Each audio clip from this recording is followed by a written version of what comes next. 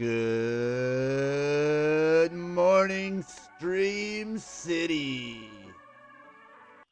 I hope everybody's doing well this morning. It is July 25th. It's 6 a.m. somewhere, 8 a.m. somewhere, 10 a.m. somewhere. Probably in the ocean. I'm your host, Eli, your wizard of sound, your technician of smoke, breeze, and good vibes, sitting somewhere between the truth and a Taco Bell parking lot. And I'm here with my co-hosts Dan and Miranda. How are you two doing this morning? Doing pretty Doing good. fantastic, Eli. Thanks for asking. Glad to be back on the show today. I feel like we haven't done this in quite a while. How are you feeling, buddy? Oh, just had to take a trip to Little Caesars and got lost on the way back. Well, we sure are glad that you made your way back to us, and that you're doing healthies and whatnots. Miranda, how are you doing this morning? I am doing pretty good. Was that $5 meal deal from Little Caesars worth it, Eli? No, no, I can't say that it was. It it was greasy and lacked any kind of composure for about 2 weeks. And when I say lacked I any kind of composure for about 2 weeks, I wasn't talking about the pizza. Pro tip, it was me.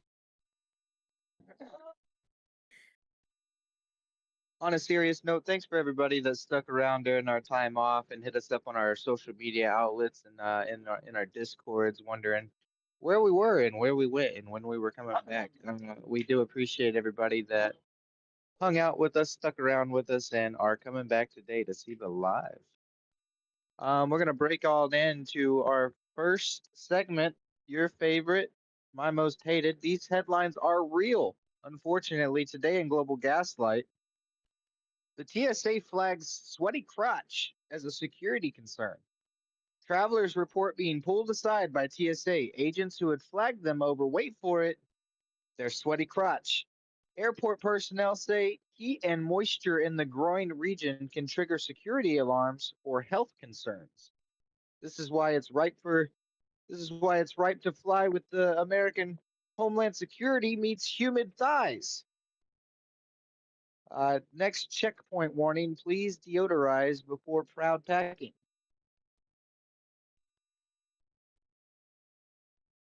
Um, I mean, it's official. The security is scanning for your package, not the carry-on. So if you're packing that heat, make sure that you wear the Breeze Comfort underwear. I'm very Are- uncomfortable by the entity that this article is portraying, period. Look, I man, can I can definitely agree with that. I mean, first we had to worry about them feeling up our crotch. Now we have to worry about them complaining that it's sweaty too. I mean, you can either touch it or you can like the way it feels. You can't have both. This is not Hannah Montana's next show, okay? Nope, You can't get the best of both worlds, man. nope, nope. Nope, nope. Let's stop right there. Moving on to our second headline. A man was arrested for living with his 800-year-old mummy. He calls it his spiritual girlfriend. In Peru, a man is under investigation after claiming an ancient mummy was his romantic partner, keeping her as his spiritual girlfriend in his home. When authorities found the 800-year-old remains, they pressed charges. Why? Well, when mummy's back to make questionable romantic choices. That's why. Because what the fuck, or do you mean that is your spiritual girlfriend? The 800-year-old remains. Um.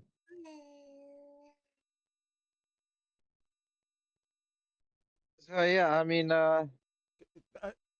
Spiritual girlfriend sounds more like an undead Tinder date from 1200 AD. I, How does consent work? Spiritually, what do you mean? Oh, I, uh, how, how how does anything work with that? it'd be like that episode of King of the Hill where the kid rides around Hank and he's just like dusty old bones full of green dust. That's all I could think about in my head. That's all I can hear right now. Oh Lord. Like, maybe he had some sort of ritual to like reach out to her spirit from beyond, and that's how he got the consent that he needed for the necrophilia. I don't know. there had to have been I mean, a lot of, I would say meditation involved, but I don't think that counts as meditation. Ugh. It counts as something. I didn't realize that Which the body count desperation does that was there. increase?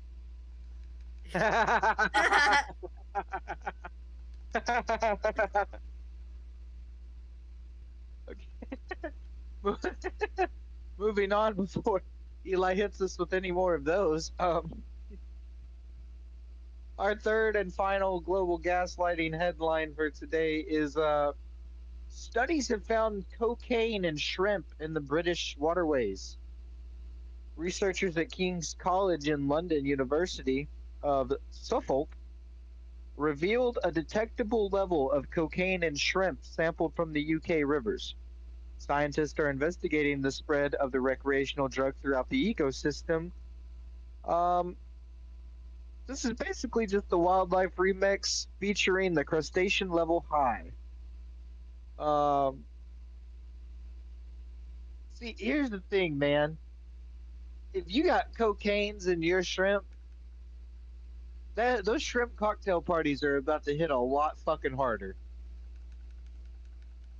All right, because the translation, I just assume you're just making like cocaine edibles at this point. It just brings a whole new meaning to Peaky Blinders. Oh my god. Shrimp are getting steamed, coke fed crustaceans, baby. No, really though, like there is like a large problem with cocaine in our water supplies and the amount of animals that get a hold of that. Like there's supposed to be like a new TV show or something coming out. I think it might be on Netflix or I don't know, something one of those streaming services where they depicted an alligator who was on cocaine, and I don't know if anybody's ever seen an alligator not on cocaine, but my first thought was that thing definitely does not need cocaine. Like, Do you know how you feel on cocaine? I couldn't imagine being an alligator on cocaine. right? Happy, energetic, and angry all at the same time. I You, wouldn't want to be near an alligator on cocaine either. I mean, it'd be like going to near all. LeGras in Red Dead Redemption, and God, that's it. That's the bit. I've seen bears on cocaine. I've seen gators on cocaine. Now we got shrimp on cocaine. Let's fucking go. Yo, could you? Okay, so everybody knows like the bullet shrimp, right? The one that can like it moves so fast it like boils the water around it. Breaks the speed of sound, literally. Yeah, yeah, like underwater, right? Yes, With all yeah, that like could you imagine giving one of those motherfucking shrimp cocaine? bruh, Oh, bruh.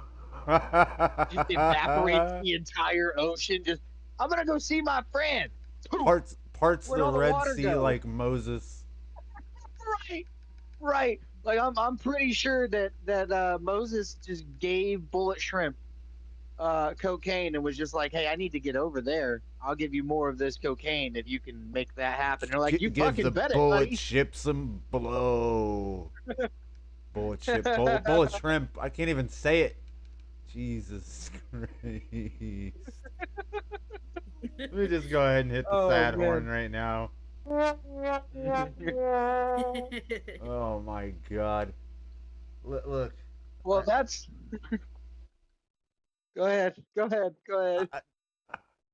I, that's all I could see is like the that episode of Avatar where Aang's running across the water with a big ass smile on his face, but it's a shrimp. Like, Oh, and he's like talking super fast and yes, everything. yes, the Yeah. whole time. He's bouncing off walls.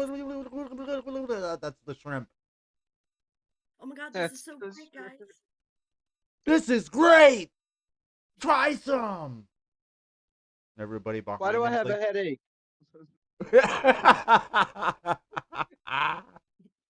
I haven't slept in 3 days. Can anybody else not feel their tongue? what happened to my face? All of Literally. a sudden, the bass drop for I can feel my face when I'm with you, Yeah, man. And then you but just I literally love it. you hear it break the sound barrier. Just whee. We're turning regular shrimp into bullet shrimp at this point. Oh I feel like if shit. you were close enough to one, when they did that, it would break your eardrums, honestly. Not just the sound barrier. Well, see, here's the thing: if you actually are close enough to one, it melts the skin off of it melts the flesh off of your body if you're actually close enough to one when it's like going when it's Oh, doing its that's when it's doing its little speed boosting, it'll actually melt the flesh off of your bone. That's that's how hot the lovely. water gets around it, and that's how fast it moves. It's essentially the same. Okay, so they say it's the same like air forced compression that you would feel of a 50 caliber rifle, a bullet from a 50 caliber rifle flying by you, not even hitting you, just going by you. It's enough to take the skin off of your body. So, just So from hearing that, yeah, don't I get don't close. think that I don't think I want to be near them regardless of the cocaine consumption. Well, if you catch them, it no longer matters. Make Good sure you luck. take that motherfucker out of water. Yeah, good luck. Straight into the Right. frying pan. All right. Well, that was Global Gaslights, your real and very unfortunate headlines. If you are in the UK, maybe check out the shrimp. Miranda's going to take us into our Space Mountain Discord ad, and we will be right back after these messages. Welcome to Space Mountain, your home for streamers, gamers, coders, artists, and 420 friendly creatives. Here, it's more than just a server. It's a motto community built on it's a community built on our motto. We grow together. Jump into custom voice chats, squad up with esports teams, share codes and learn custom AI bots designed in-house or drop memes in our epic one-of-a-kind Discord server. And don't miss the vibes of the Munchies and Mana radio show, streaming straight from the heart of the mountain. No pressure, just presence. No limits, just vibes. Space Mountain, where everyone has a place and every place has a vibe. All right. Appreciate you sticking around through those little messages and our little ads that we got going through here. Our next segment is Conspiracy Clarified. This is where we take two or more conspiracies and we loop them together to see if they are actually intertwined or if they are just conspiracies. So, today on Conspiracy Clarified, billionaire bunkers and birth rate panic. Why the 1% want us to breed while they bail? Essentially, billionaires have been cited or critiqued or scrutinized for buying these big, lavish, underground, like Cold War type bunkers here in the last 5 to 10 years, while our birth rate has been steadily decreasing. They current economic is current economic. You guys know what the fuck I'm trying to say. People who know about the economy and money and shit. All right. They say that we don't have a high enough population to stimulate or to continue the economy the way that it has been set up. So, will the failing birth, is there a correlation between the failing birth rates and buying bunkers?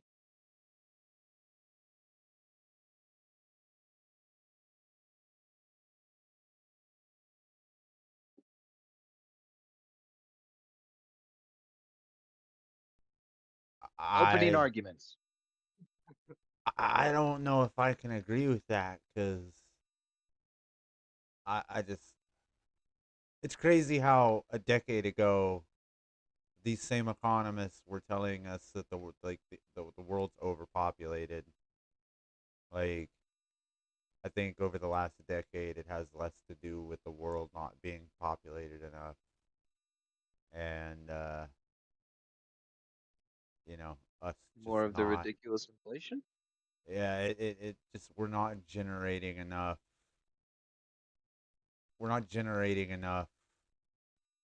anything in order to keep us as human beings sustained. Like, and it Well, has a lot to do if with you look at most, oh, it has a lot to do, I think, with not just I don't think it's necessarily the population. I think it's a matter of people not picking up trades and you know like farming and electrical work, science, just basically all the things that we need to live. I don't think there are enough people getting into things like that in our coming generations, and I think that's what the actual problem is. Well, that's I fair. also I can feel see like if that. there was, yeah, I also feel like if there was incentives to stimulate our economy right now as well, that would also help.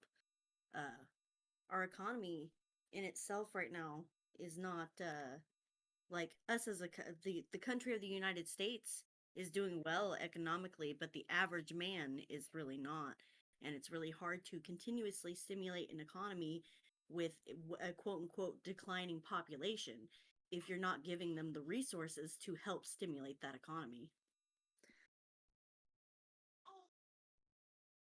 And that that correlates back to maybe why they're putting themselves in these bunkers, because Yes. you know, they know that there's no generational stimulation. It's not just economical stimulation. It's literally people not wanting to do these things because it's becoming not worth it to do these things. Does that make sense? Yes, and it's unfortunate because these are jobs and skills that we are going to need in the future, and there's just so many less and less of them going into that field, you know, and it does get a little frustrating hearing about how we're not doing this and that, but they're not incentivizing us to do those things. And this is also, that's also something I had talked about with Dan in the past. Um, you know,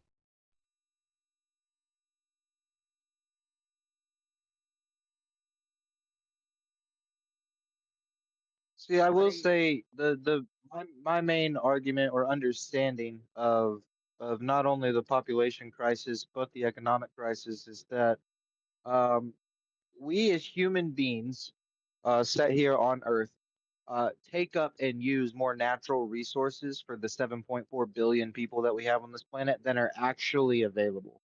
So we will actually see if we do continue to increase the population from what it is right now, we will actually start to see more shortages of natural resources like usable water, timber, um, so on and so forth, like food and stuff like crop rotations and things like that. Because soil does die. I don't know who knows this or doesn't know this, but soil does actually become like it gets to a point where it will not produce nutrients for like anything. It'll just become like desert. Um, so you will see a decrease or even an extinction level process of natural resources. We'll run out of those if we continue to increase the population.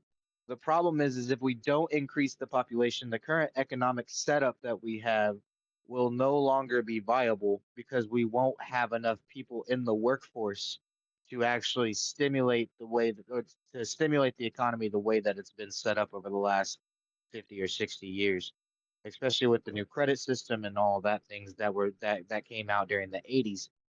Yeah, that's right, people. If you didn't know, credit cards and the credit system and shit like that, that shit didn't like become official. Like, sure, you could get like credit from your grocery store and have a tab and shit like that, but actual credit with like credit scores and shit like that, if I'm not mistaken, which if I am, correct me in the chat or call in and let us know. But like that shit didn't become official until like the late 70s to like mid 80s, to where you actually had like a credit system with a credit score linked to your social security number and all that. Like before that, it was just handshake deals, word of mouth, and maybe a store tab.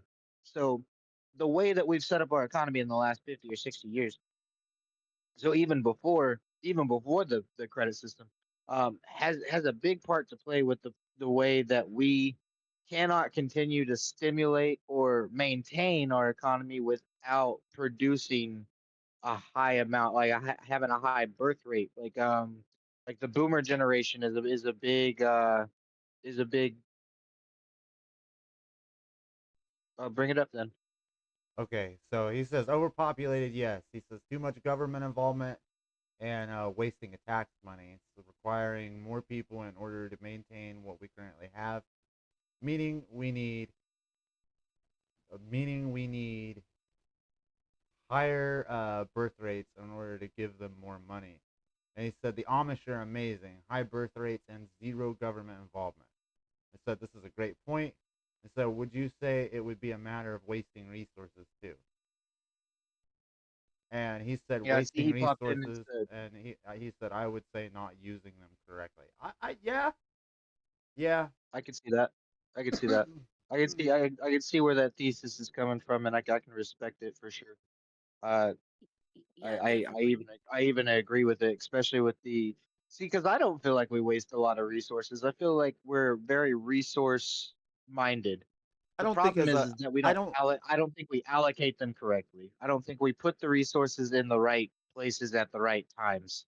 yeah that he And just said I, we're I not feel like using them correctly. Like yeah, yeah, yeah, I that's yeah just So building on his point. Just building on his point. Yeah. um So my only Brandon? disagreement with that statement is the government regulation, because at this point it feels like to an extent part of the reason why we have the issue that we do with needing to keep up the birth rate is unregulated capitalism. We cannot continue a system where we are trying to limitlessly and infinitely grow wealth within a system and not have the adequate resources to support that. And we do not have the adequate resources human wise to upkeep that. And that's the major problem that we're talking about, right? Is that we don't have enough people to upkeep. So we have allowed capitalism in itself to grow to an extent to where if we do not continuously grow the population, the capitalism itself will also continue to not grow, you know. um, Whereas if I feel like, this is a personal opinion, if it was more heavily regulated and more limited, we wouldn't have the same issues that we do with the unlimitless growth of millionaires and billionaires in our economic system. David makes a good point in the chat. Says we build houses that last 40 years. If we used the correct materials and didn't cut corners, house would last significantly longer. Lower quality houses means you buy them faster, and lower quality of houses also leads to a higher use of insurance, which the insurance fucking industry is a scam in and of itself. But he does make a solid point. You look at houses and the timber that was used to build houses in the 1800s that are still standing today, and they have minimal structural damage outside of maybe outside forces or acts of God, as in, tornadoes, high winds, heavy rains, those types of things. But I mean, there are houses from the 1860s, and some even further, that are still standing today with the timber that they used back then, and they had higher You can a feel the higher difference. tier of, yeah, exactly. You can They had a literally feel higher, the because difference. Well, they're not coming from fucking tree farms that, where they're taking trees that have been growing for 5 years on some genetically modified bullshit, and and they're cutting them down. Like, you can even count the rings inside the lumber and see that we are using younger and younger and younger timber every year, and it is not. It's We either have to start looking at alternatives, or for building materials, or we have to stop building cheap houses so fast and actually build stuff that's meant to last. See, yeah, and the it also problem is, it also doesn't help that a lot of these builders are being whether they're doing it like themselves or they're being told to do it by their higher ups, are taking a lot of shortcuts too, and that also does not help. So like it's not just the quality of the wood, it's the quality of the build itself too is not very great. There are people buying brand new houses that already have like broken tiles or go up into their attic space and they already have broken supports, and or their HVAC isn't hooked up correctly. Like there's just also a lot of shortcuts being taken, which is downgrading the quality of your house as well. Mechanics not being hooked up in the construction of the house are neither here nor there though. Like mechanically, HVAC and electrical work, it's been done the same since they've been invented. Like, and really, Well, I'm not saying that, like, if it's not being connected properly, that's the issue. Like, there is somebody that I watch their content regularly that does home inspections in Arizona, and like constantly, like certain things like with the HVAC isn't hooked up where it's supposed to go to the outlets, and it's just releasing the air back into the attic instead of where it into the outside. It's not doing what it's supposed to be doing, it's just and the sure insulation, yeah. So it there's feels like it's not just like, yes, the quality of the materials that we're using are absolutely not great either. But if we're well, taking a lot of those shortcuts, that also doesn't help. the big flip side of this, and it's the flip side that I feel like David is trying to get at in the chat here. He's saying, why build wood houses when you can build clay hut that lasts longer, better insulation to fire, wind resistance? Not wrong. If you haven't looked up Yeah, anything about hempcrete, go do your own independent research on hempcrete. It's concrete made from hemp. It's fucking outstanding, and hemp grows very, very fast. He also says you see it with cars, furniture, and appliances. And there's a counterpoint to this, and it's the way that we have set up our economy to be such a consumerism economy. There's a paint sprayer company back in the 1940s, 1950s, right after World War II. They made paint sprayers for painting houses, buildings, those types of things. Um, if you don't know what a paint sprayer is, I don't know how to describe it to you other than it's a machine that sprays paint. Okay. it's like a very Um, fine mist of paint. yeah, it's a very fine mist of paint. But there was a company, right, in the 1940s, 1950s is when they came out, and they made the absolute best paint sprayers that have ever been made. Like, even to this day, like, people who still have them still use them because they are so good. This company went out of business. This company went out of business. They were only in business for about 22 years before their business model failed. And it was because they made their original product so well that they did not have to sell replacement pieces, replacement parts, or replacement machines. These machines would just keep running for years and years and years and decades. So this company ended up going under because of the business model that they had set up. They couldn't, once they sold enough paint sprayers, they just never broke. And if they did break, they broke in very minor and like non inconvenient ways that were very easy to fix with replacement parts. So essentially, they couldn't sell enough paint machines. Even like they even came out with like a version 2 and a version 3 of the first sprayer that was actually improved on the first machine, but the first machine would not break. So no one ever went and bought the second or third version because there was nothing to fix. There was no reason to go buy another paint sprayer. I've already got a paint sprayer. It works great. So Whereas you now start it seeing feels like, problems. You start seeing problems like that where companies aren't going to make things that people aren't going to make things that work well for the simple fact that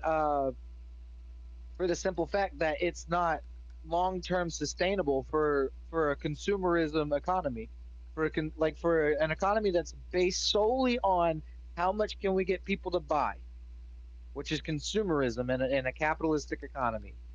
How much can we get people to consume our product? Like if you are making a good product, that's great. If you're making a good product that doesn't break, that's bad.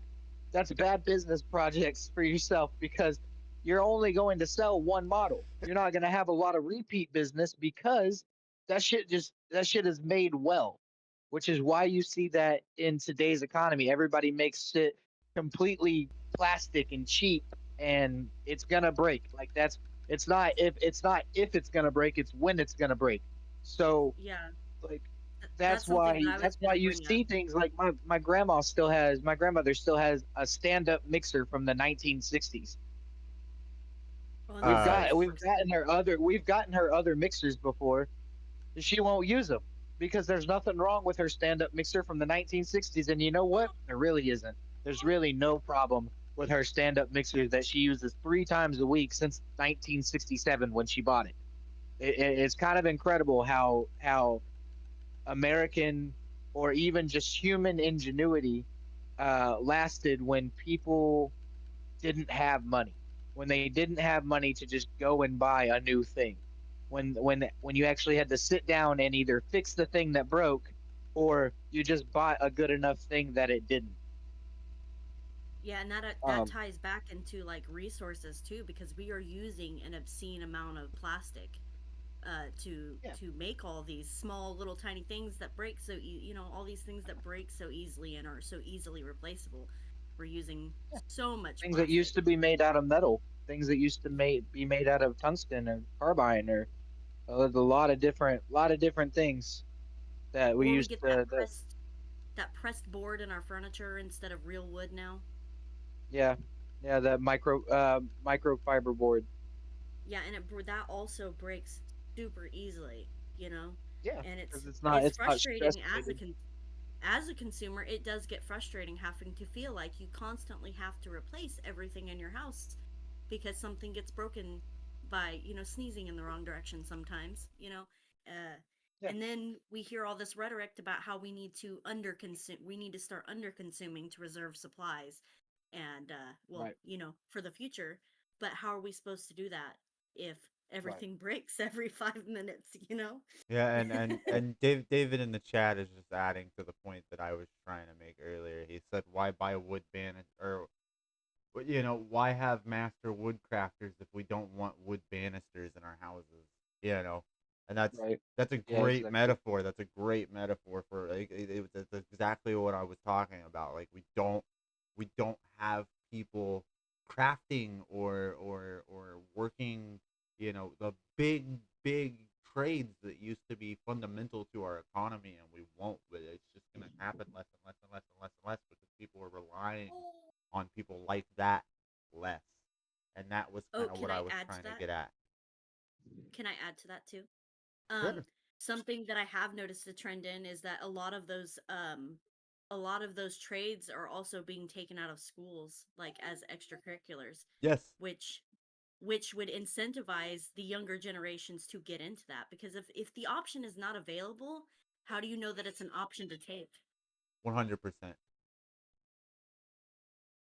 Yeah, and I think it's crazy that that kind of stuff is being taken out of schools, considering that there's a huge call for the younger generations to get into trade. So I think that's a thing that you're going to see change in the next 5 years, especially with all the political and government struggle with what to do with college and college funding and the way uh, money and resources are allocated to college educations and stuff like that. I think you're going to see a big flip in the next 5 to 10 years of people saying, "Oh, if you want to be successful, you need to go to college." Like we all heard when we were growing up and going to school. Some of those schools are still preaching that same message, but some schools, especially in like southern regions or more industrial regions, you're seeing the message switch, and you're seeing kids being told, "Hey, if you go to trade school, you'll make 6 figures a year." Because in 10 years, when everybody retires, nobody's going to be doing this. So I I feel like it kind of comes with a demographic of where are you at, what's the leading industry around you, and and I feel like we're just going to see an educational flip here in the next decade or so. To bring up some more talking points on the subject of billionaires buying bunkers and our current economic situation, tech elites like Peter Thiel are buying land in New Zealand. Former missile silos are being sold as luxury bunkers, complete with yoga rooms, aquaponics, and armed private security.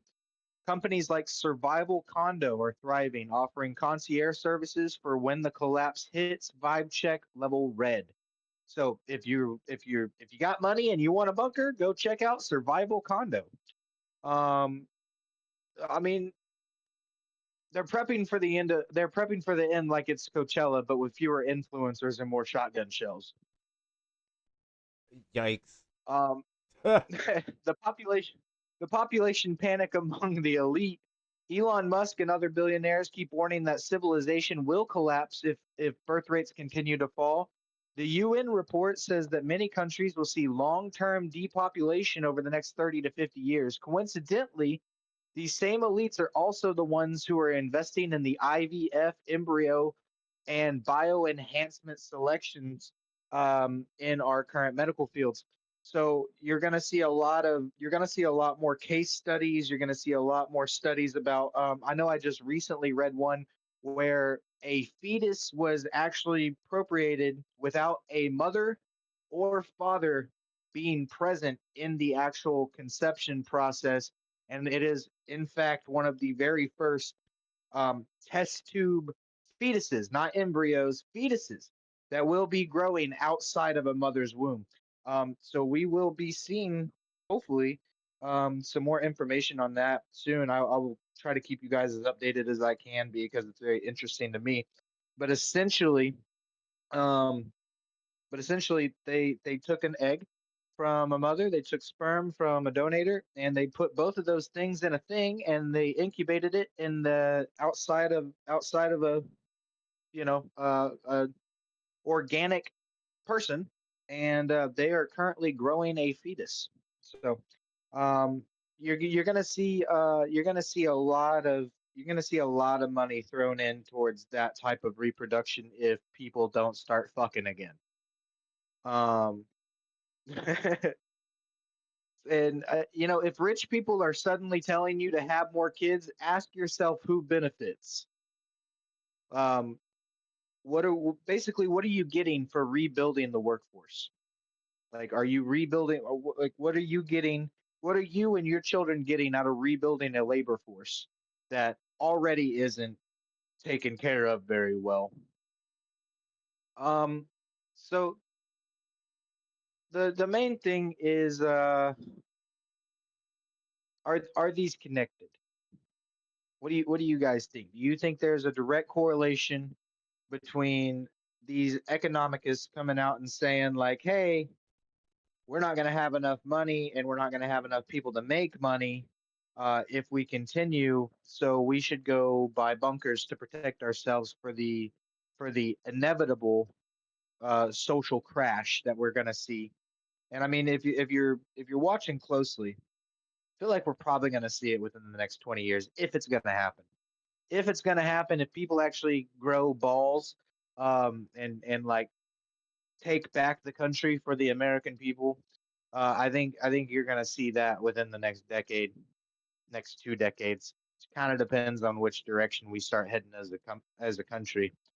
Um, but yeah, are these connected? I want to hear you guys in the chat. I want to hear you guys here in the studio. I want to hear what you have to say. Listeners, for those of you who want to be involved in this, would you rather be left behind in a post collapse or work as a server in a billionaire's fallout colony? So I personally, you know, the brother David in the chat brings up a really good point that like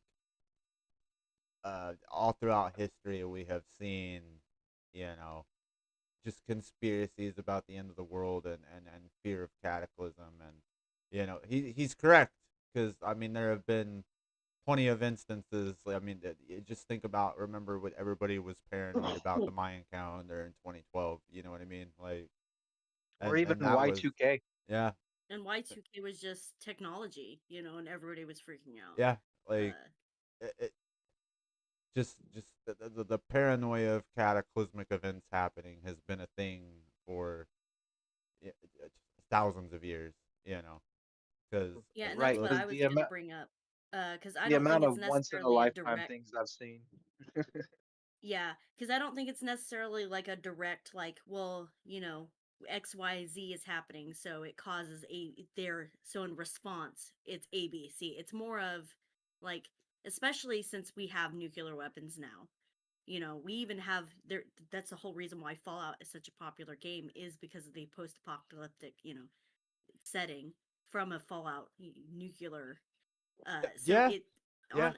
I mean, So it's Yeah. honest, I don't think that it's necessarily because of the workforce. I think we're just hearing more and more information because these people have enough money now to actually build and upkeep those types of things, whereas the it's average person really doesn't.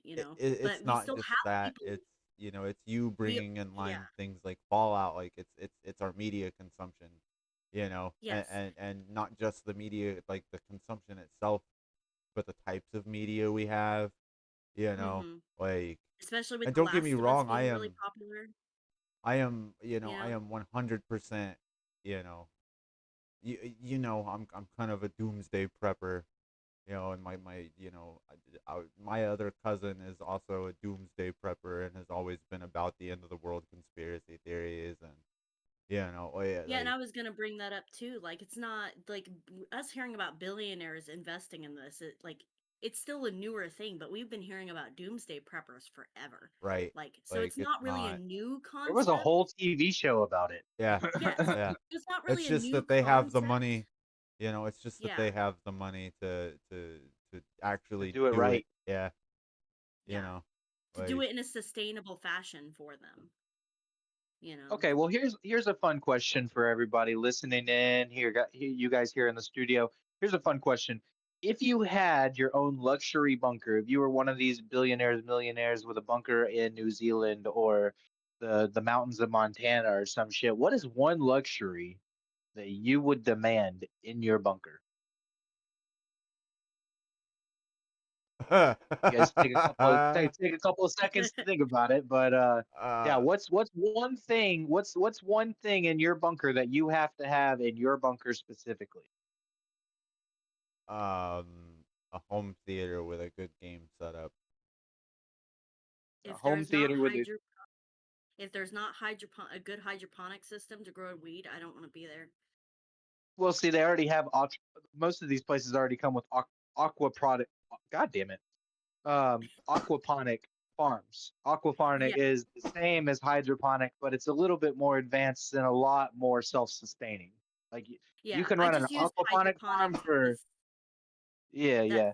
Yeah, You but can run an aquaponic farm for 50 years. You can run a hydroponic farm for about 5. So, I would be the person smuggling the weed in the bunker Ooh, brother David well, in I the mean, chat Jim. brings up a good point. He said lens crafting. though. Ooh, yes, Oh, there you That's I go. that's can. that's actually practical because all of us wear glasses. Thank you Yeah, for bringing that up because Yeah, I would be a yeah. blind. Uh, right. like 100%. That's I can't do. because We. all four of Hold us on. are blind. We all wear glasses. Oh yeah, Literally, I can't see more than 3 inches in front of me. that's So that's brilliant, actually, It's a David. That's a, pretty solid idea. It's yeah, better than walking around with magnifying glass. That's for fucking sure. yeah, one oh, hundred percent. 100%. I would honestly. Okay, so I'm heavily torn between like an ammo packing, or like an ammo repacking station with all the goods and biddies. So for those of you who don't know, when you shoot a bullet, it shoots out a casing. If the casing is in good condition, that casing can be reused. You can repack gunpowder and the projectile that actually comes out of the casing, and you can reuse that casing. The reason why this is important, especially if you have like shotguns, is because you don't actually have to have like the little small BB ball bearing things that go into like a buckshot. You can fill a shotgun like a 12 gauge shell, a canister, 12 gauge canister. You can fill that with anything that you can fit inside of it. Doesn't matter if it's fucking glass, nails, whatever. My But you favorite is have to have a pennies. very yeah, exactly. You have to have a very specific you have to have a very specific machine and other various types of materials to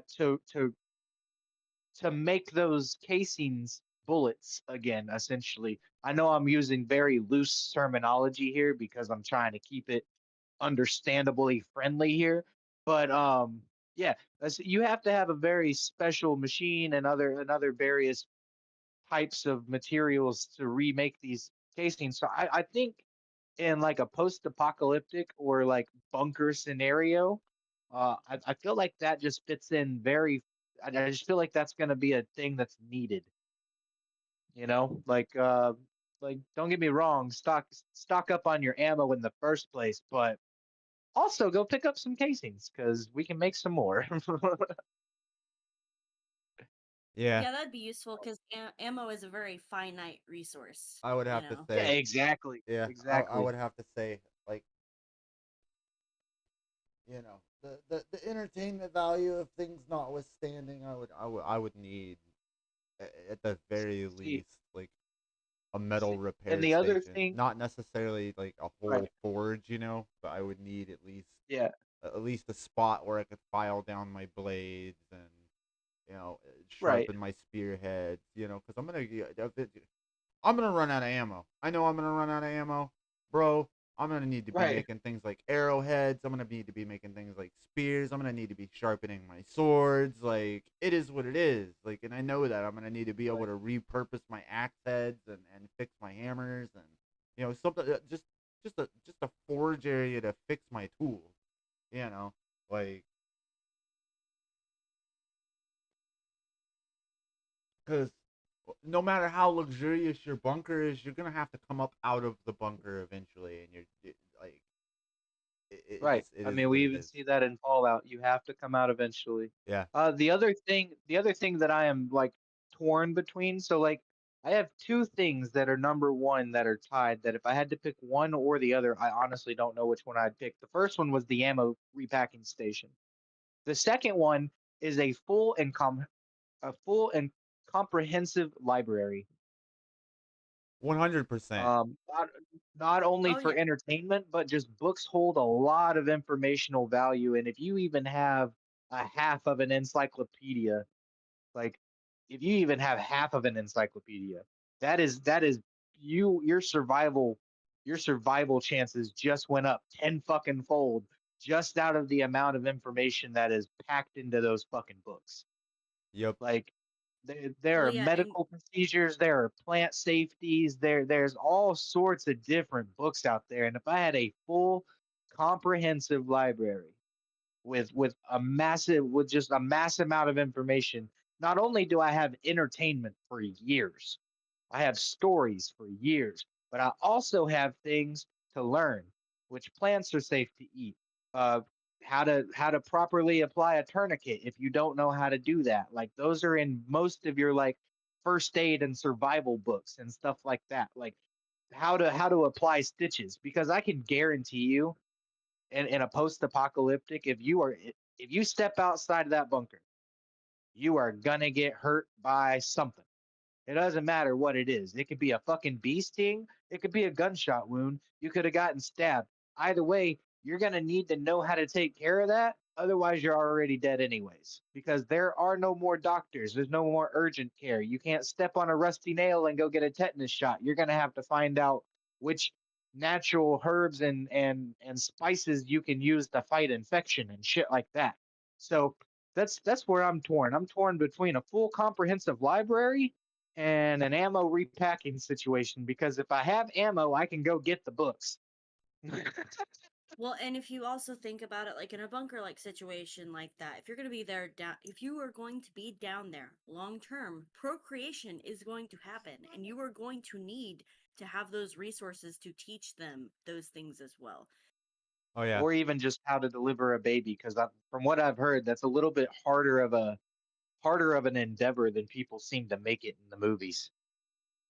Oh, having a baby? Yes, it is a lot more difficult Especially if than you're it not a is in person the that can movies. have like a vaginal birth. If you can't have a vaginal birth in a post-apocalyptic, yeah, that sucks. You Oh you yeah, better I hope would. that your cousin Jim Bob read enough of that fucking medical guide to know how to do a C-section properly. Oh yeah, no, 100%. If I would have had my kids in an apocalyptic wasteland, I would have been screwed, 100%. Yeah. And see, that's why you have to put somebody that knows how to hunt in your little survival group. I know everybody's got one and everybody wants to pick their buddies. Just pick the right buddies. You know your distant cousin that hunts deer a lot? Make sure that he's in the survival group. If anything else, because he probably knows how to field dress an animal. And field dressing an animal, especially after you've been doing it a while, is very similar to surgery. I mean, is it exact? No. Are there things you need to know to do surgery like properly? Yeah. But can he probably stitch up a knife wound? More than likely, because he's probably had to do it. So that's make sure you're packing out the right people in your survival throat, because if you pick Sally, who was a beauty technician and an influencer, she's probably not going to add a whole lot to the survival part of the survival scenario. You'll look really good while you do it, but that's about where that ends. So make sure you guys are picking the right people for your survival throat. Make sure you guys are picking the right amenities for your luxury doomsday bunkers. Um, if we the people who broke the planet are now buying tickets to skip the consequences, that's not survival planning. That's premeditated abandonment. We're not Fuck. saying there's a secret doomsday plan, but we're saying if you hear the words elite sustainability compound, maybe don't sign the NDA. I'd say don't sign the Appreciate NDA every anyway. don't sign the NDA.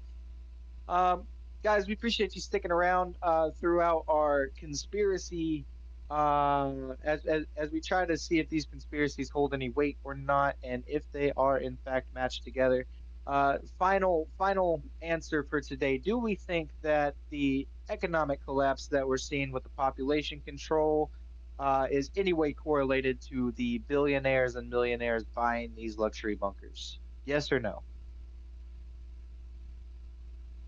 I don't think so. I think it's No? Okay, just well that's one no. Just a coincidence, huh? I I I don't think think coincidence is the right word. I just think it has more to do with just just manic panic.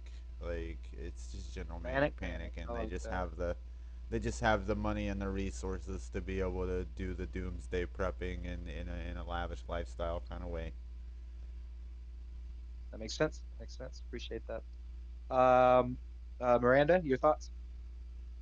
I would Yes, like no, to maybe. say no, but Okay. it's like the more that they start to panic about the population, the more of a more of a stronger correlation there'll be because they'll get more invested in it, you know. Okay. Especially with the talks of it being like, oh, civilization's going to collapse. How is that not going to drive them to further, bunker down, basically? Okay. Okay. I could see that.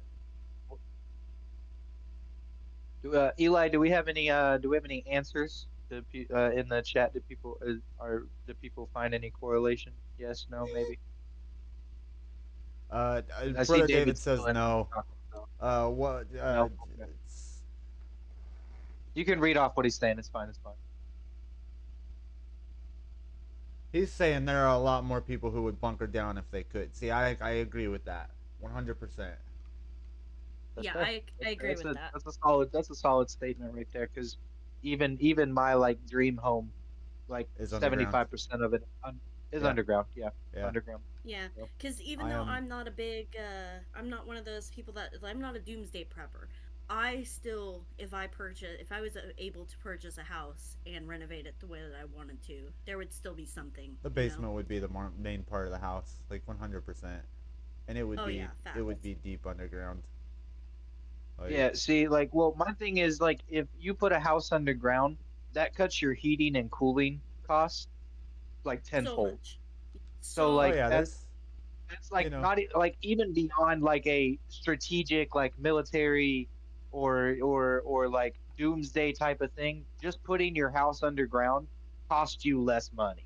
So that's more or less why I would go the underground route. I mean, is it nice that it also works as a bunker? Fuck yeah. Is that I mean, why I did it? No. I did it because it was gonna save me money.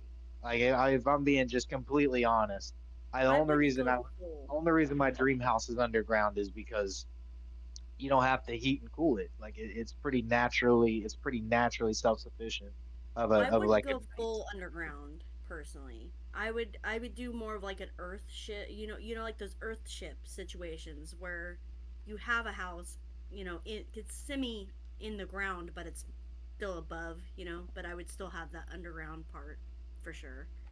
I would probably have a couple of pieces of a house above ground, but most of it, like I said, 75% of it is all gonna be underground because I can just make my entire house out of concrete, put that shit inside the dirt and form it with rebar that way instead of having to worry about cheap wood or cheap materials or anything like that. I can just use decent material A lot in of the first place. So repurposing old things too would go yeah, into, exactly. yeah. Yeah, exactly. And I'm talking like shipping containers dug into the ground and cut out into being like a big room type of thing. And then, That's I don't know, probably be something similar to that because it's recycling, it's reusing. It's a very green way to build a house, but also it's very cost effective in the way that I'm only going to spend 80 grand between shipping containers and concrete. I'm only going to spend $80,000 on building a fucking 5,000 square foot house. So, Well, and that's something about the tiny home movement that I do appreciate is that a lot of these people that aren't like the big you know, the people that are working on a budget, they tend to repurpose a lot of the older things to make them brand new and rework them into it, and it saves you a lot of money doing that as well in building. oh yeah, Um, oh yeah, Especially if you the get good tiny house, quality stuff, they just need to be yeah, refinished. yeah, the tiny house that we were building on our self-sufficient farm that burned down in the bootleg fire. We all of our windows came from old houses. Our door came from an old house. All of our trim came from old houses. All of our wood flooring came from old houses. Like houses that were getting torn down and stuff like that. We went in there and were able to cut stuff out of there and take stuff before they demolished the house. So like we went and repurposed a whole bunch of old housing stuff because it was free. We just had to go pick it up. Like we had to go take it out ourselves type of thing. So Yeah, the like only thing that it cost was your time and labor. yeah, pretty much. Yeah, that was super cool. And I was so down for doing that because not only that, but once they did demolish the house, They did it in a certain way where a lot of the lumber was reusable, and that's how I built my chicken coop. Was I went and That's well, and I had 150 chickens, so it was a pretty big coop. Um, but yeah, I went and repurposed a lot of that wood for rebuilding my chicken coop and my chicken run. The only thing that I bought that was brand new on my for my chickens was the chicken wire. That was it. That was the only. So that entire chicken coop process project ended up costing me like $45 in chicken wire instead of having to go pay for all the lumber and metal and all that. I just pulled it all off that old house. I mean, you can't complain about that. No, Like, not at all. Oh, brother maybe you can David. complain about how slow you are, Yeah, brother David but says, we see it in society as people go for homesteading. People understand the city isn't safe in one way or another. And then he rebutted with Yeah. hobbit holes when we were talking about living in dugouts and underground. Oh, I love the Hobbit hole idea. Yeah, There's a couple of companies that do manufactured Hobbit homes and stuff like so that. It's right. a really cool process, and it's so very you know cheap when I and mentioned a lot more Earthship? spacious than you would think. Yeah, yeah, So you know, I know what you mean yeah, about the Earthship, where yeah, it's where you basically have a a hobbit yard that hole. grows on your yeah, you have a Yeah, yard that grows on your roof, but it's not. But with the Earthship, it's less circular. It's less round. It's more square, Yeah, more triangular. It looks closer to a regular house. And honestly, a lot of them look like houses that were built back in like the 60s and 70s with that back slant roof. like a Except that rambler. back slant roof Yeah, yeah, yeah, I've exactly. But seen that some. back slant roof has a yard on top of it essentially. right. So I've seen some that are or a pretty. garden on top of it or a hydroponic farm on top of Yeah, it or whatever. Whatever they I've put on seen some top of pretty it, it's cool natural. ones.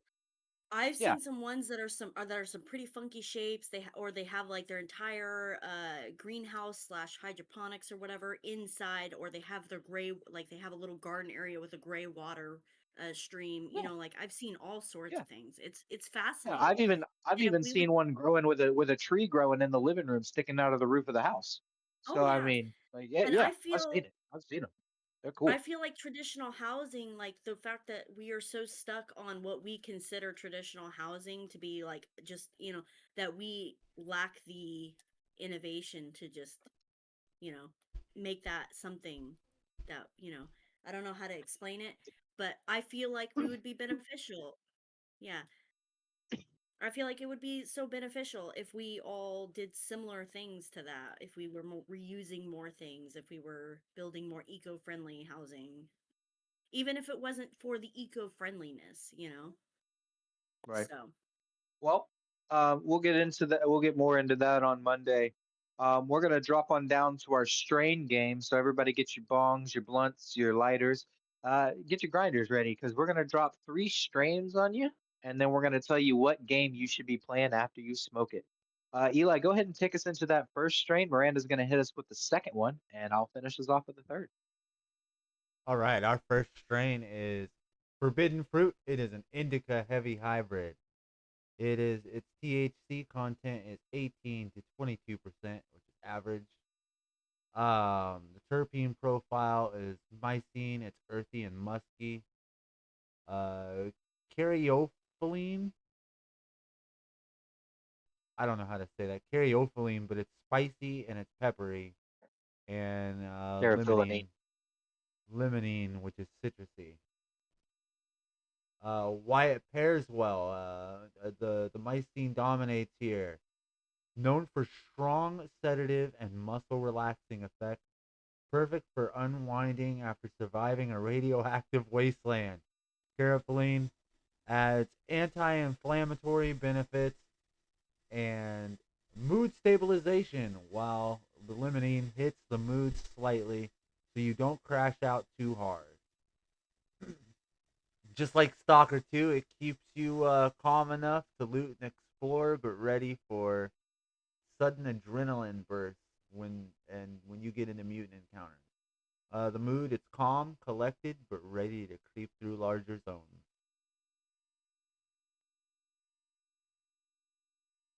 Forbidden fruit, because even in a radioactive wasteland, you deserve a sweet reward before the mutants get you.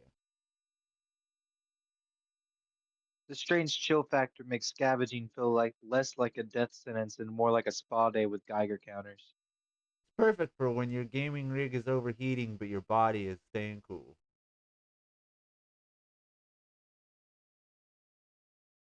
All right, Miranda, take us on to number two. Up next, we have Mimosa, which is a sativa dominant hybrid. Our THC content is going to range between 20 and 25% on average. And for the terpene profile, we have limonene for that citrusy taste, terpene, I don't know how to say that, but it gives you more of that floral herbal vibe, and beta pinene for that pininess and to help you with the alertness.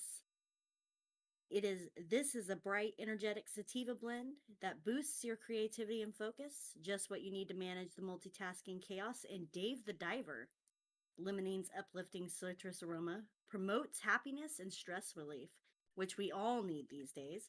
Terpene adds antioxidant properties and mental clarity, while pinene supports your alertness and memory retention, which we also need. It's a perfect cerebral boost for deep sea sushi empire building. It helps you stay focused and energized, but chill right under the waves.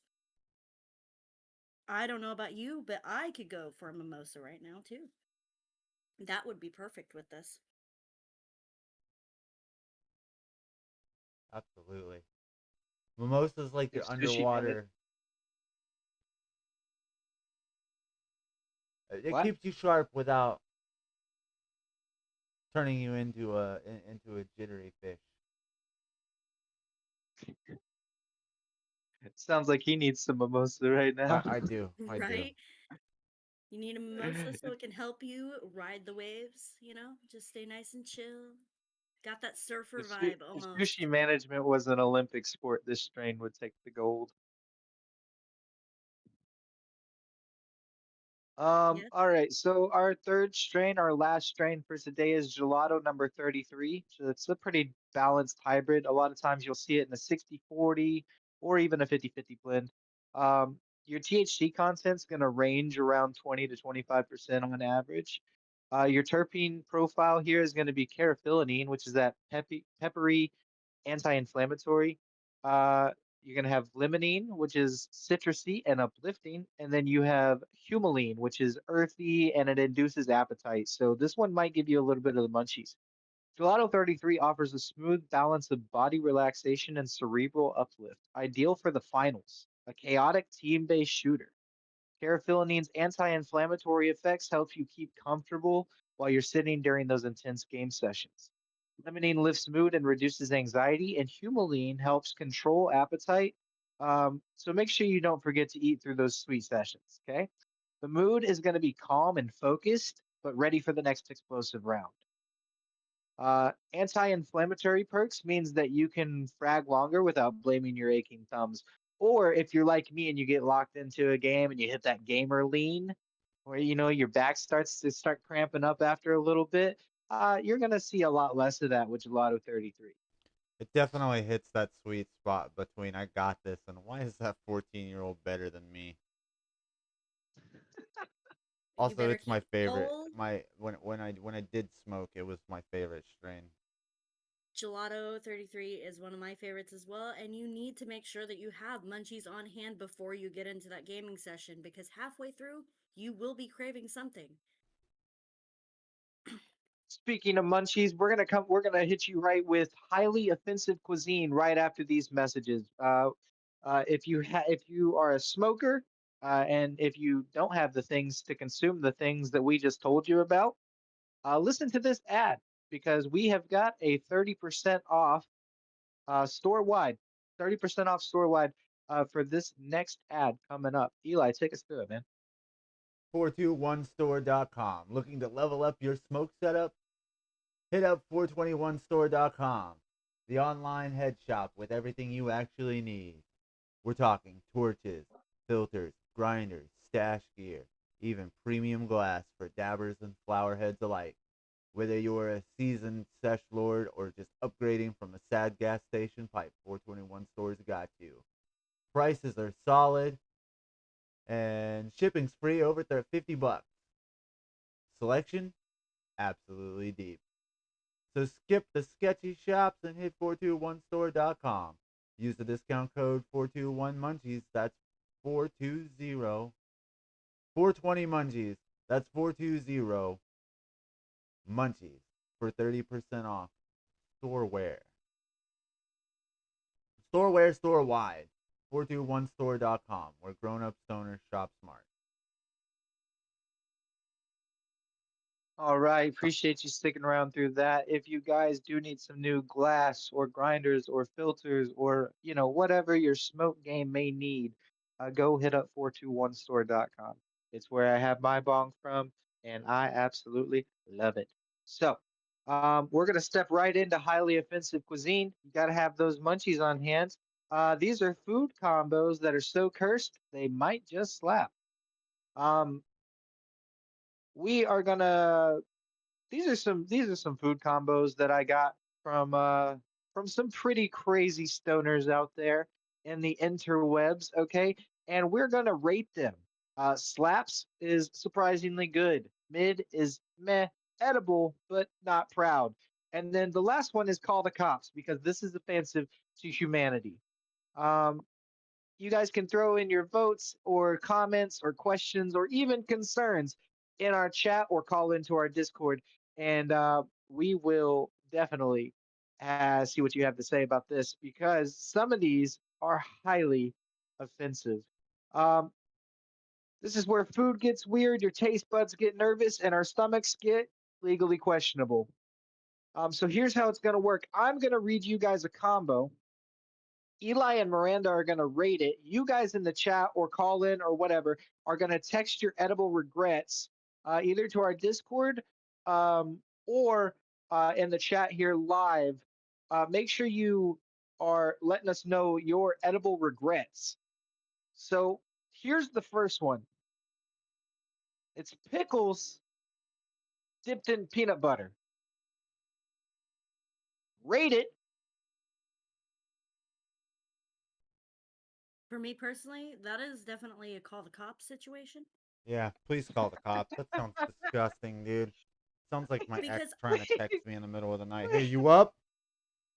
and the reason why I say for me personally is because I know that there are some weird ass people, no offense, that eat peanut butter pickle sandwiches, and that is vile.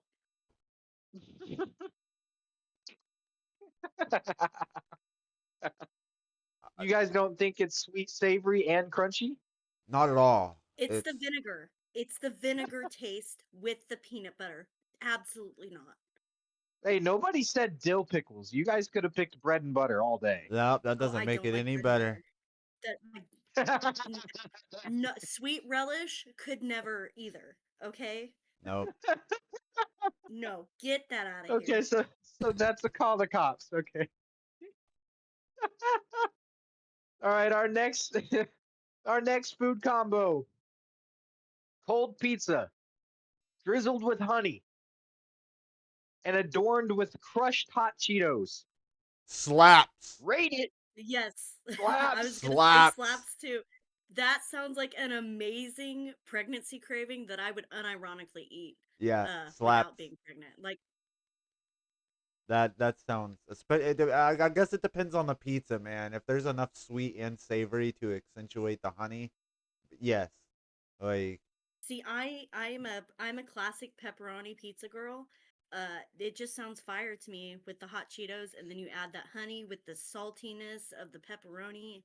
Oh, just sounds so good to me. I'm not gonna lie. Honestly, this sounds like a hate crime against Italians and nutrition.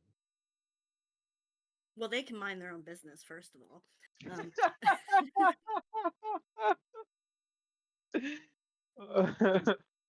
if All I right, want to so be we're over right. here and be a big back, I'm going to be over here and be a big back. Okay, leave me alone. See, we when I read this, when I initially found when this is initially sent to me by one of my good stoner buddies, um, my first envisionment of it was a cheese pizza. I didn't even think to add the texture and taste of the different and various meat pizzas that there are out there. And not only meat pizzas, but vegetable pizzas as well, because those are a thing. Like, would Hmm. this slap on a supreme pizza? Fuck no. Probably not. Would No. this slap on a Hawaiian pizza? Fucking probably, because a Hawaiian pizza is already sweet. So like all the honey's gonna do is just add a little bit more sweetness to that, and then Yeah. it. I mean, I feel like the crushed hot Cheetos are like less hot red pepper flakes, which I eat on my pizza anyways because I hate myself. But And I would go the extra mile and use Mike's hot honey too, because I like well, that's a spicy good one. things. Yeah, That's a Yes. that's good one. yeah, I could yeah.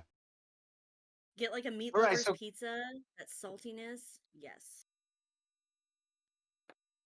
round two, cold pizza with honey and crushed hot Cheetos slaps. All right. And then our last one. This one was a listener submission. I won't name names because I'm not judging people out here. Okay, we listen and we don't judge. All right. This one was one of our listeners who submitted this is instant ramen with a melted Snickers bar. Nope, I'm gonna judge. Who hurt you, bro? Why? Before I answer Who? that, is the Snickers in the ramen? D- Yes. No, call the fucking why? cop. Call the That yeah. man he needs a therapist. No offense. All the offense. The breaking the law. Oh my god, bro. That sounds absolutely disgusting. Eli wants this Well, man okay. sent to a mental institution from the sounds of So it. apparently, so apparently, he doesn't use the seasoning packet that comes in the ramen. He just No. melts the Snickers Nope. bar over the pasta. No. That Absolutely doesn't not. make any difference, man. It's the He said texture. he was There's watching.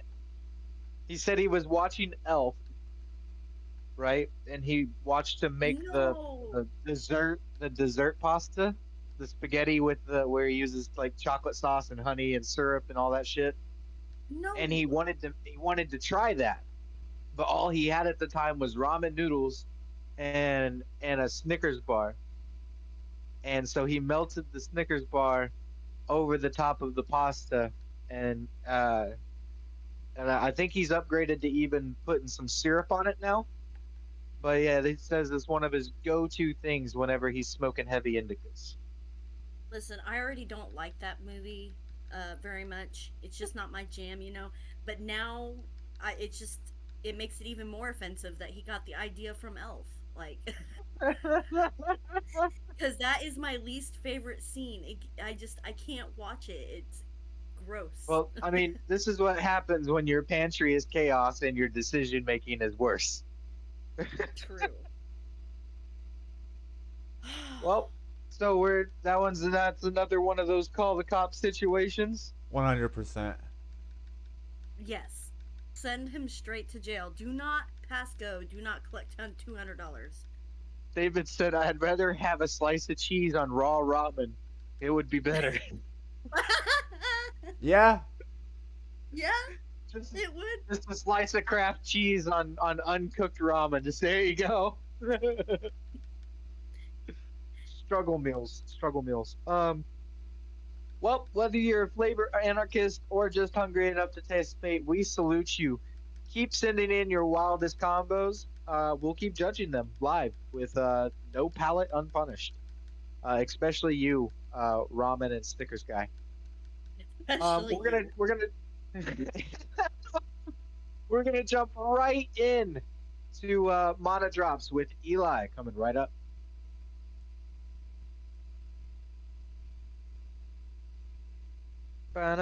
Ba-dun-dun-dun-dun. Dun-dun-dun-dun-dun. Dun-dun. Dun-dun-dun-dun-dun. Dun-dun. Welcome to Mana Drops. A shocking situation unloaded when Nintendo Switch 2's early adopters experienced catastrophic game data losses during transfers from their original Switch consoles. Users migrating to the Switch 2 found that entire game saves, some spanning 1,000 plus hours and nearly 20 years of Pokemon, simply vanished from both old and new systems after transferring and launching Pokemon Scarlet and Violet. Um, so Switch consoles don't Switch consoles don't financially support cloud saves for Pokemon. Instead, they store only one save slot per game on each console. If a transfer file is corrupted, it wipes the like literally it's the only local copy and there's no backup. So community outrage exploded. Forums are flooded with stories, and Reddit users urged others to back up rare Pokemon to Pokemon Home before transferring. One restoration method surfaced, but it reportedly didn't work for everyone. Our takeaway from this is to double check every file before transferring. Use Pokemon Home subscription to manually bankrupt or to manually back up to prevent total loss, and maybe wait a few patches before migrating your digital legacy. Um, Assassin's Creed Black Flag is getting a sequel in graphic novel form. For you sea dogs out there still craving Edward Kenway's return, Ubisoft offers the library treat this November, but not as a game. The lowdown is that Assassin's Creed's Forgotten Temple is a new graphic novel that continues Kenway's saga. It hits paperback in the U.S. November 18th, 2025, with a UK release in December. You can expect the story picking up after basically post Black Flag, featuring Kenway's new piratey adventures, Templar rivalries, and high seas drama delivered in comic book form rather than playable form. You know what? I am down. I'm 100% down for that. Um, Edward Kenway is one of my favorite assassins. Black Flag is one of my favorite games in the Games whole ever series. made.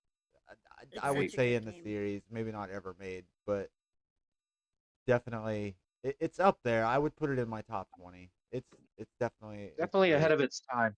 Yeah, for Definitely sure. one of those Assassin's Creeds that I've always felt like the story was needed to continue. There Yeah, was more to be said they're about definitely Kenway and yeah, what and it was just such a dynamic and diverse game, especially with all the amount of free travel and the amount of areas and there's so much more I feel like that could have been discovered in that game because if I remember correctly, we only saw like 5 to 10 years of stuff happen when Kenway's legacy goes way beyond that. right.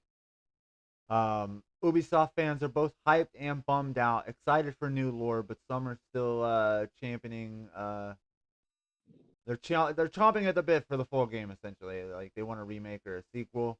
It's notable because 2025 has been a year full of remakes, but Forgotten Temple proves that not every Assassin's Creed sequel needs to be a game. Sometimes it just needs to be killer. It just needs to be killer artwork, killer dialogue, killer continuation of the lore and story. And I 100% agree with that. Like, I do Yeah, too. I yeah. feel like with the current direction that the Assassin's Creed games are going, I would not find satisfaction in a sequel in game form for that. Um, I feel like I'd better. I feel like I personally would like it better consumed in a different media form. I mean, I feel like I would rather have a great or even good graphic novel than a bad game. 100%. I agree. Because a bad game is just gonna piss me off. I might never Exactly. read the graphic novel, like I may never like find it in my searches and stuff when I go to the bookstore or whatever. But I would still rather have a good graphic novel than a bad game. 100%.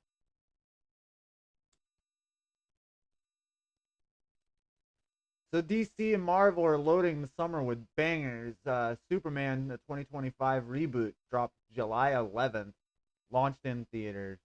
The reboot was led by David Corn Sweat as Clark Kent, was directed by James Gunn, and reviews say it's definitely more hopeful and less broody than the last decade of Superman films that we have had. Don't get me wrong, I've stated this before on the show. I loved Henry Cavill as Superman. I don't think the character was handled well by Snyder. Um, But um, just consumer reviews have been coming in, and people say it's great. People love the hopeful vibes that they're getting from it.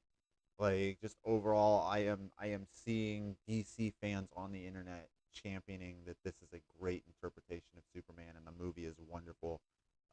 Just See, that's great because pays homage the last to Superman. Oh, my bad. I'm sorry, I mean to interrupt you. But uh that last Superman just seemed like Superman with a Zoloft prescription. Just seemed very sad. Just a very sad Superman for like the last 8 years. right. I Well, I I feel feel it. like I think it has a lot to I do feel with the like It's we like, writing need and not Cavill though. yeah, oh and I yeah, feel like I'm we not need an up. chalking it up to the actor at all. What's that, Yeah, Miranda? I was gonna say I feel like we need a more uplifting Superman movie because a lot of people are not doing great these days. We need something a little bit Su- more here- uplifting and hopeful. Here's the thing. Here's the thing. Superman is supposed to be a beacon of hope. The S on his Yes. chest isn't actually the letter S. Like a lot of people don't a lot of people don't understand the S on his chest was originally the symbol for hope in his family crest on Krypton. Like that's the lore. And Yeah. like he's supposed to be a symbol of hope. He's supposed to be a beacon of all that is good in humanity in superhuman form, and he was supposed to be like not only like a beacon of hope, but a commentary on like what would be essentially immigration and finding your footing in the American dream. You know what I mean? That was kind of the undertones of what Superman was. Like he was supposed to be the American dream personified as a superhero. You know what I mean? Oh yeah, and you can And definitely see that in the Smallville series how they handle the yeah, early parts at least.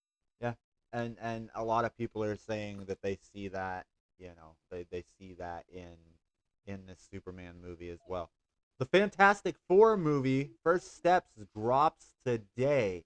All new cast, all new cosmic scale storytelling, and it's set right before Secret Wars, which I have been excited for Secret Wars for a long time. I have been ready for the Fantastic Four to enter the MCU. I'm ready for the X-Men to enter the MCU, so I'm really, really looking forward to this. Um, a lot of the reviews that have come in have kind of said it's a little but it's not exactly a misstep for the Fantastic Four. So we will see. Yeah, I will let you guys know. I am planning on, if I'm able to, I will go to the theater and I will see it sometime this week, and I will get back with you and let you guys know. On the streaming yeah, 'cause side of things, Sandman season two, season two, part two. It hit us yesterday on Netflix, July 24th. Peacemaker season two launches on Max August 21st, and nerds care because basically between DC Soft Reset and Marvel's Phase 6 ramp up this month, it kicks off cinematic and streaming war for your soul and your Friday nights. DC is giving us hope. Marvel's giving us chaos. Together, they might just form one emotionally exhausted fandom, and it's true. I I can't wait. Exhaust me, And please. let's not forget about that. Let's not forget about that DC Marvel mashup with Deadpool and Batman coming up too. Yep, in the comics, I'm very ooh, excited about that. I'm very excited about It that, is especially because the Deadpool Wolverine movie was so good, so in my opinion. everybody loved the Deadpool and Wolverine movie, bro. It is it's like I loved it, but the thing is the two publishing powerhouses of comics haven't come together to publish a platform amalgam like this in over 20 years. So I'm very much looking forward to it. I will be picking up the Yeah, first run of the comic when it drops. I believe it's November that it's absolutely. dropping. I'm grabbing it. Yes. Um, and I'm just it's on my radar for sure because I love the amalgam comics, and we haven't had an amalgam comic in over 20 years. So Especially because it's going to be Deadpool and Batman, which those I can see those two personalities very much very funny, you know. oh, it's gonna be good. It's gonna It's be gonna good. if it is not good, I am going to riot. So our game watch, we had our July heavy hitters. July 10th, EA Sports College Football 26 dropped. The franchise has returned after a decade with full team licenses and NL players. July 17th, Donkey Kong Bonanza dropped. It's the first 3D DK in over a decade. Destructive environments and platforming mayhem are the modus operandi of the game, and people are digging it. So, from what I've seen on the social media sphere, July 28th, or is that 28th or 29th? 29th, July 29. 29th. Grounded 2's early access is coming. It's the Honey I Shrunk the Kids spiritual successor that gives you survival mayhem and giant bug fighting goodness. Apparently, um, not only are you going to be able to fight the bugs, but you'll be able to capture and ride them. And I'm very much looking forward to Grounded 2 because Grounded 1 is fucking awesome. So, Yeah, I've seen the gameplay for it, and it even has my interest peaked. Like, it just seems like it'd be so fun to play. but if your 20-year Pokemon journey just got nuked by a botched transfer, it's a nightmare. It's time to thank the Cloud Gods and maybe chill on that next gen hype. And hey, Kinway fans, get your graphic novel water weight. Uh, get it airtight, get it watertight because the pirate ship is back in November. Just don't expect to sail it yourself. But this has been Munchies on Mana, and just like that, we've reached the end of today's digital descent. Thanks for rolling through the floodwaters of global gaslight, questioning billionaire bunkers, and pairing your high with the right hitbox. Whether you came for the chaos, stayed for the terpenes, or accidentally thought this was a guided meditation podcast, I'm glad you vibed with us today. Thank you all for coming through. We'll be back Monday to crack